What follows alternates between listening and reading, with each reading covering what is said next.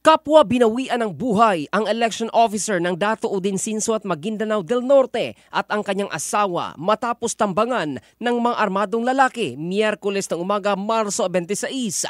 Kinilala ang mga biktima na sina Attorney Bay Maceda Lidasan Abo at ang kanyang asawang si Jojo Olea Abo. Pinagbabaril ang mag-asawa habang sakay ng kanilang SUV sa Barangay Maker patungo sa bayan ng Dato Udinsinsuat. Ayon kay Brigadier General Romeo Juan Macapaz, Direktor ng Police Regional Office Bangsamoro Autonomous Region, biglang pinaulanan ng bala ang sasakyan ng mag-asawa ng mga hindi pa nakikilalang mga salarin na nakapwesto sa gilid ng highway.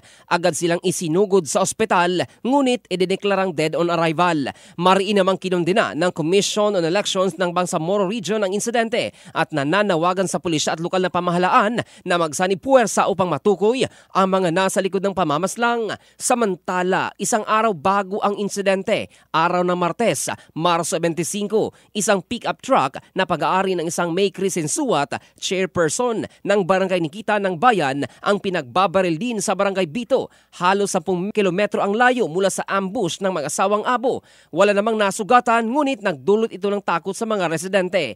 Dahil sa serye ng karahasan, inirekomenda ni COMELEC Chairman George Garcia na isailalim ang Dato Udinsinsuat sa full COMELEC control. Kapag inaprubahan ng COMELEC Anbank, madaragdagan ang checkpoints, aalisin ang mga gun bunch exceptions at paigtingin ang seguridad ng mga local election officers sa lugar.